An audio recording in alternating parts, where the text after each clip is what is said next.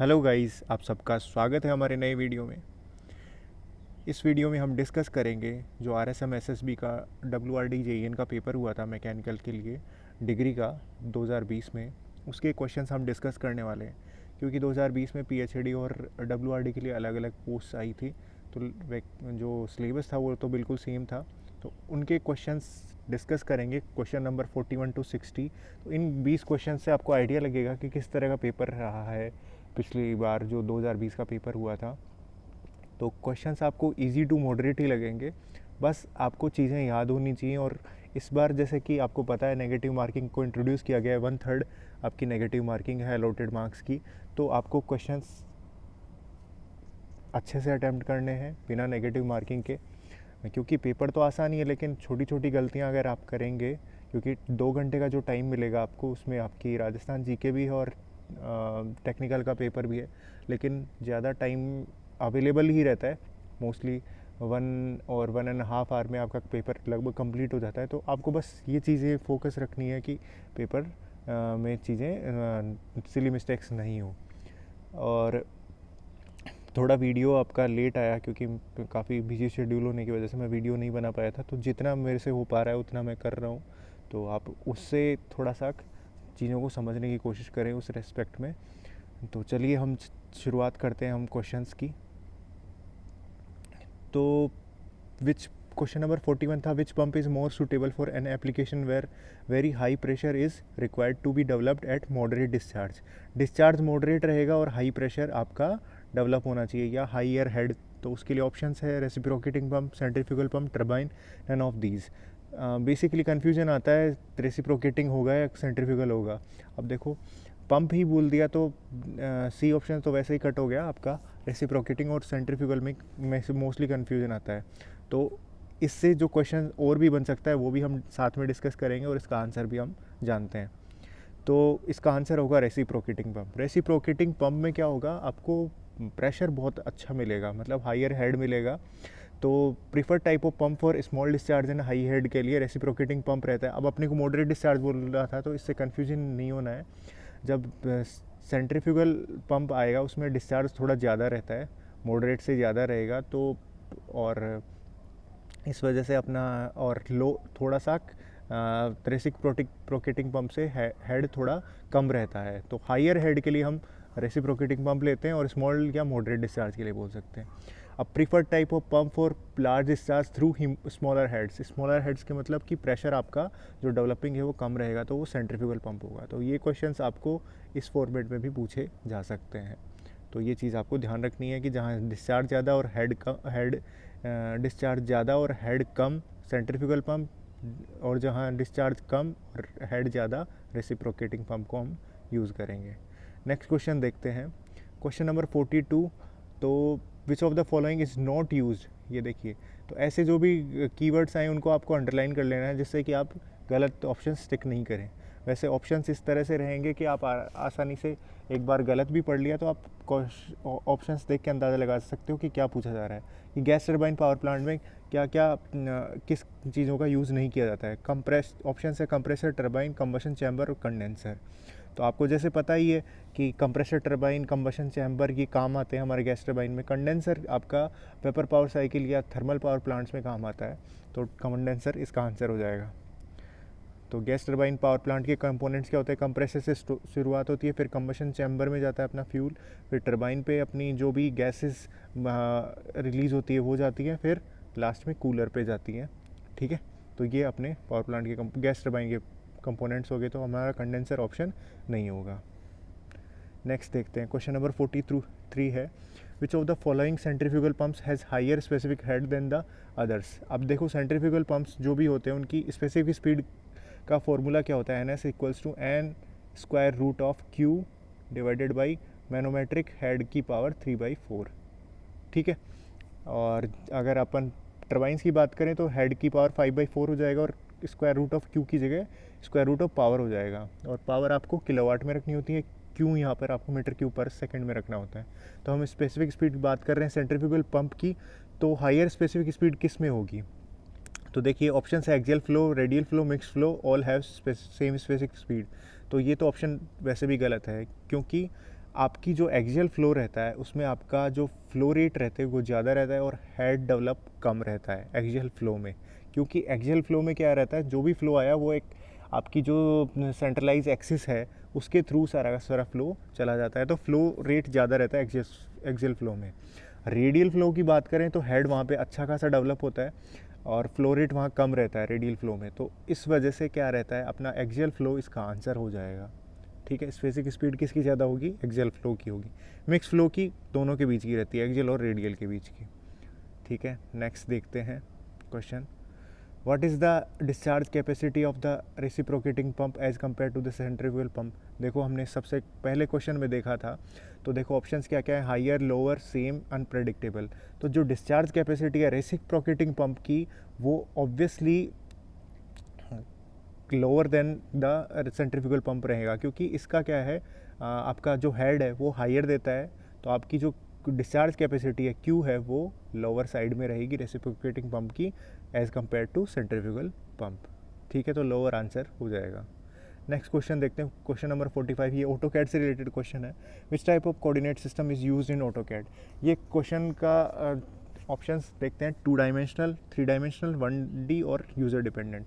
तो basically question का delete कर दिया गया था, फाइनल जो आंसर की आई थी RSM SSB बोर्ड द्वारा। तो वो क्यों किया गया था, क्योंकि जनरली अपन क्या सोचते हैं, अगर कोई भी क्वेश्चन देखेंगे इस तरह का तो अपन सोचते हैं कि हाँ 3D में अपन सारी चीज़ें ड्रॉ कर सकते हैं। तो बेसिकली अपने को ये नहीं दिया है कि अपने को लाइन ड्रॉ करनी है, कोई क्यूब ड्रॉ करना है या क्या कंपोनेंट हमें ड्रॉ करना है। तो बेसिकली ये यूज़र डिपेंडेंट है, एक्चुअल में आंसर यूज़र डिपेंडेंट होना चाहिए था इसका। तो 1D भी हो सकता है, 2D भी हो सकता है, 3D भी हो सकता है। अपने को पॉइंट दिया तो उसको अपन 1 डायमेंशन में ड्रॉ करेंगे, कोई लाइन दी या कोई 2D कंपोनेंट दिया तो 2D में ड्रॉ होगा, 3D। तो इसमें कंपोनेंट की बात नहीं करी गई, इस वजह से ये क्वेश्चन डिलीट हुआ था। वैसे इसका अप्रोप्रिएट आंसर यूज़र डिपेंडेंट होना चाहिए। ठीक है, कि यूज़र डिपेंडेंट कैसे, कि आपको जो भी प्रोडक्ट दिया वो आप उसमें ड्रॉ कर पाएँ।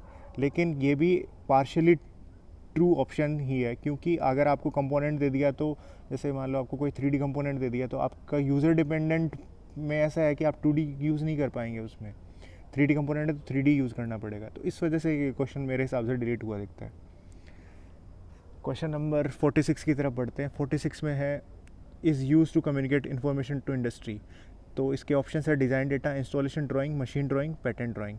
तो इसमें कन्फ्यूज़न क्रिएट होता है ऑप्शन नंबर ए और ऑप्शन नंबर सी में। तो कि डिज़ाइन डेटा कम्युनिकेट करता है इन्फॉर्मेशन, जब इंडस्ट्री में कोई भी कंपोनेंट अपन मैन्युफैक्चर कर रहे हैं या ड्रॉ कर रहे हैं तो, या मशीन ड्राइंग करती है, क्योंकि इंस्टॉलेशन ड्राइंग नाम से ऐसा कुछ नहीं है और पैटर्न ड्राइंग भी ऐसा जो मैंने कम्युनिकेट कर सके। तो इन दोनों में कन्फ्यूज़न होता है।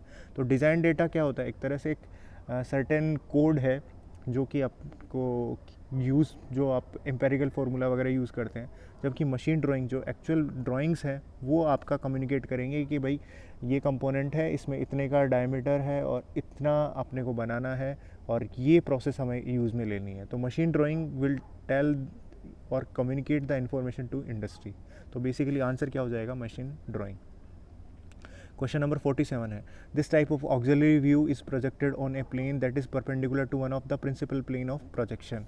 तो कि कौन सा ऑक्सिलरी व्यू ऐसा होता है कि जो कि परपेंडिकुलर हो one of the principal plane. अब प्रिंसिपल प्लेन्स क्या होते हैं कि आपका पहले तो ये समझते हैं ऑक्सिलरी व्यू की ज़रूरत क्यों पड़ी, कि कोई भी कंपोनेंट है, जैसे कोई वेज है इस तरह का, अब इसका फ्रंट व्यू में या टॉप व्यू में हम एग्जैक्ट इसका ट्रू शेप नहीं बता सकते, इस भी जो आपका इंक्लाइंड पोर्शन का है। तो हमें एक ऑक्सिलरी व्यू की ज़रूरत पड़ती है। ऑक्सिलरी व्यू क्या है, जो आपके प्रिंसिपल प्लेन ऑफ प्रोजेक्शन में नहीं आ सके। प्रिंसिपल प्लेन ऑफ प्रोजेक्शन क्या होता है, जैसे कि वर्टिकल प्लेन हो गया, हॉरिजॉन्टल प्लेन हो गया, और आपका प्रोफाइल व्यू या साइड व्यू जिसको बोलते हैं, राइट हैंड साइड या लेफ्ट हैंड साइड में अपन उसका ट्रू शेप नहीं कॉन्फ़िगर कर पाते, तो हमें ज़रूरत पड़ती है ऑक्सिलरी व्यू की। तो ऑक्सिलरी व्यू जब हम कौन सा ऐसा ऑक्सिलरी व्यू है जिसमें आपका प्रिंसिपल प्लेन ऑफ प्रोजेक्शन के one of the principal projection में वो परपेंडिकुलर हो। तो जब भी ऑक्सिलरी व्यू शो करते हैं किसी भी प्रिंसिपल प्लेन ऑफ प्रोजेक्शन के रेस्पेक्ट में, तो वो आता है प्राइमरी ऑक्सिलरी व्यू। और जब प्राइमरी ऑक्सिलरी व्यू के रेस्पेक्ट में हमें कोई प्रोजेक्शन करना हो किसी प्लेन का, तो वो सेकेंडरी प्लेन में जाएगा। जैसे इसका ट्रू शेप दिखाएंगे तो हम इसका जैसे टॉप व्यू में आएंगे तो इसकी रेड्यूस शेप मिलेगी, फ्रंट व्यू में ये लाइन दिखेगी लेकिन इसकी एग्जैक्ट शेप नहीं दिख पाएगी। तो ऐसा कहीं करके इसका जो एक ट्रू शेप यहाँ बन पाएगी। तो यही इसका ऑक्सिलरी व्यू है। ठीक है, तो ऑक्सिलरी व्यू कौन सा है? ये प्राइमरी ऑक्सिलरी व्यू में अपन शो कर सकते हैं, जो कि कोई ना कोई एक प्लेन के परपेंडिकुलर होगा, चाहे वो वर्टिकल प्लेन के हो, हॉरिजॉन्टल प्लेन के हो, या आपके प्रोफाइल प्लेन के हो। नेक्स्ट क्वेश्चन नंबर 48 की तरफ चलते हैं। विच of the following scale is a reducing scale? इसमें ऑप्शंस दे रखे हैं कि पैमाना कम करने वाला पैमाना कौन सा है? 3:2, 1:3, 1:1, 1:04। बेसिकली ये क्वेश्चन डिलीट किया गया था, क्यों? इसके ऑप्शंस की वजह से।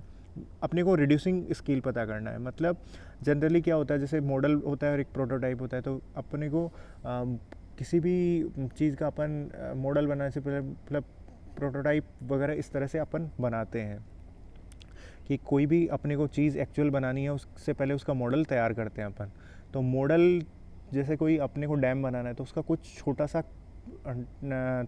तैयार करेंगे प्रोटोटाइप, उस पर अपन सारी चीज़ें बेंडिंग फोर्सेस वगैरह, शेयर फोर्सेस वगैरह कैलकुलेट करके देखेंगे कि हाँ ये चीज़ हमारा मतलब प्रोटोटाइप इस तरह से क्रिएट करेंगे जिस पे अपने सारी चीज़ें लग पा रही हैं, नहीं लग पा रही हैं एक बड़े फ्रेम में।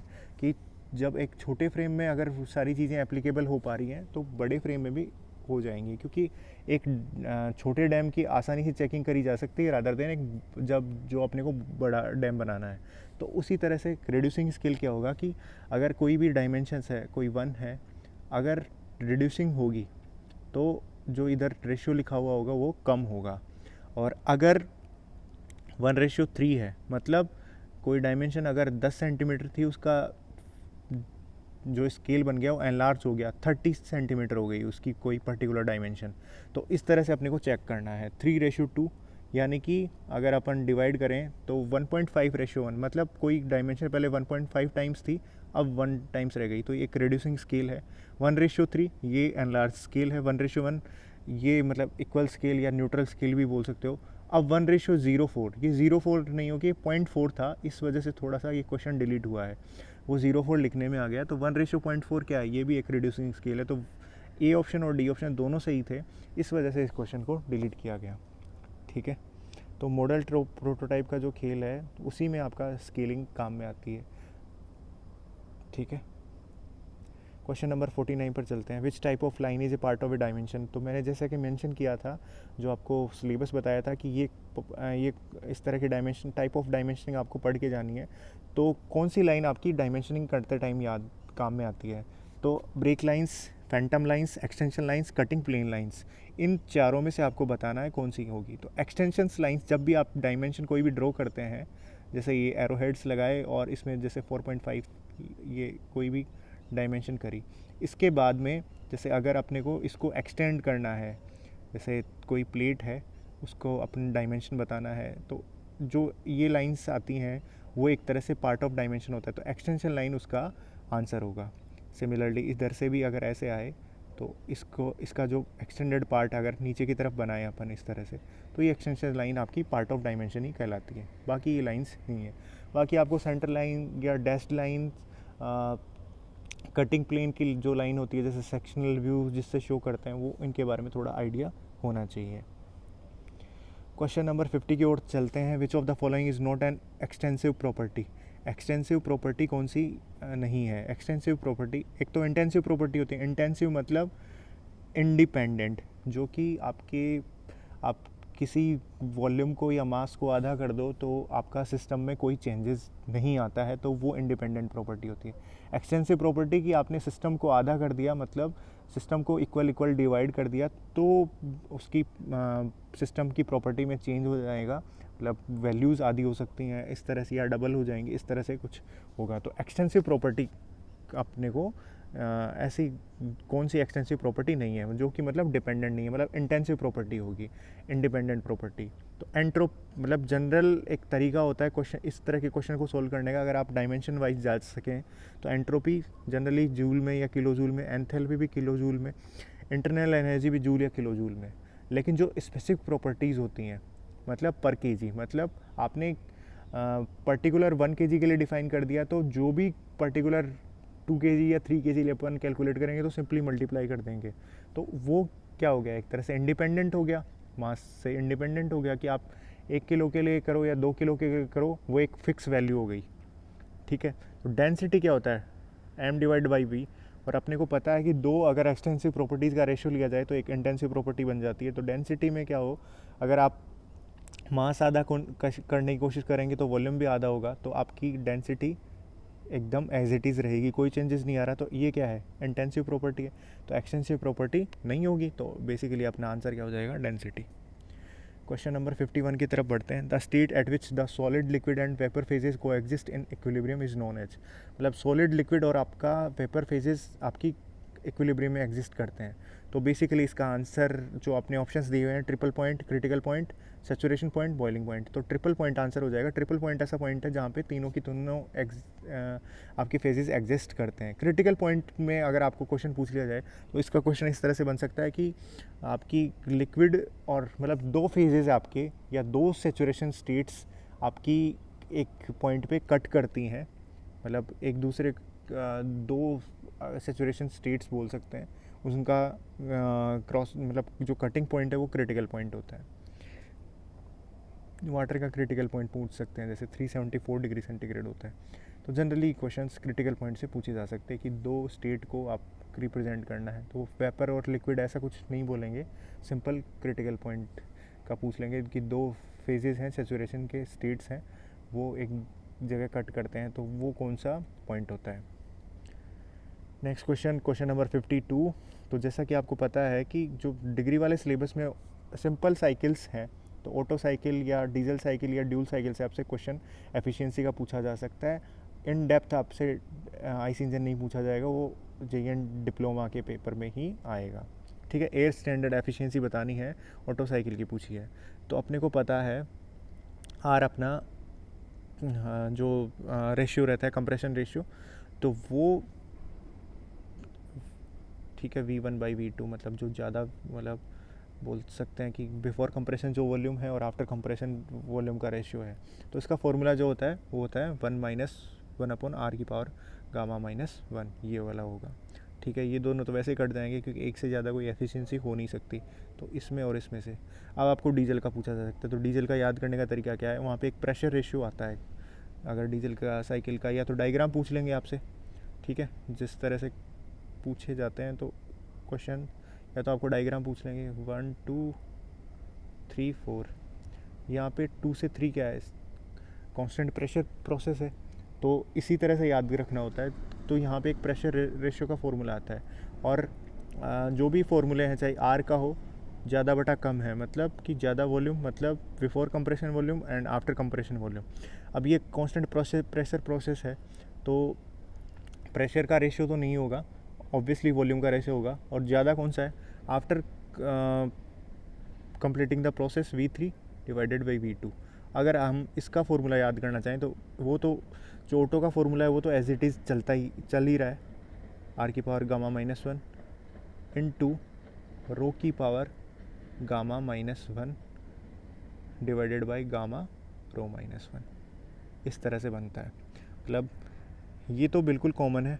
इसी के मल्टीप्लिकेशन में क्या करना है आपको, जो आपका प्रेशर रेशियो है उसकी पावर Γ-1 डिवाइडेड बाई, अब इसको याद कैसे करेंगे कि इस गामा को यहाँ उठा लो और ब्रैकेट चालू करो, और यहाँ से गामा हट गया तो ρ-1 बच गया। सिंपल, इस तरह से याद रखना है आपको। इसका एक और एक्सटेंडेड वर्जन हो जाएगा वो, अगर आप ड्यूल साइकिल में वहाँ पे अल्फ़ा भी आ जाता है, जो एक्सपेंशन रेशियो इस तरह से कुछ आता है, तो वो भी चीज़ आपको याद रखनी है।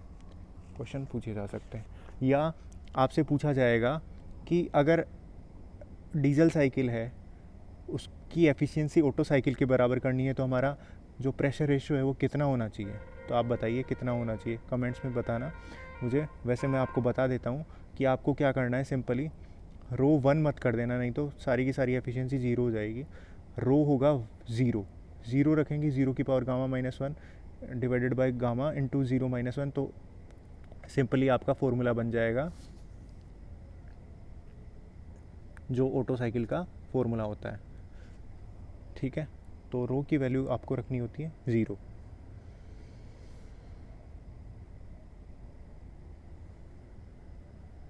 क्वेश्चन नंबर 53 की तरफ चलते हैं। विच of the following item is not a path function. Path function मतलब कि आपके हर पॉइंट्स पे डिपेंड करेंगे कि आपका जो आपका पॉइंट फंक्शन होता है वो तो कोई इनिशियल पॉइंट और फाइनल पॉइंट पे डिपेंड करता है, जबकि पाथ फंक्शन क्या करता है, आपके पूरे पाथ पे जितने भी पॉइंट्स हैं, जितने भी इनफाइनाइट पॉइंट्स हैं, उनकी हिस्ट्री पे डिपेंड करता है। तो basically heat, work, kinetic energy, thermal conductivity में से हमें बताना है। तो हीट वर्क दोनों के दोनों पाथ फंक्शन होते हैं, डिपेंड करते हैं कि हर स्टेट पे क्या क्या हुआ है।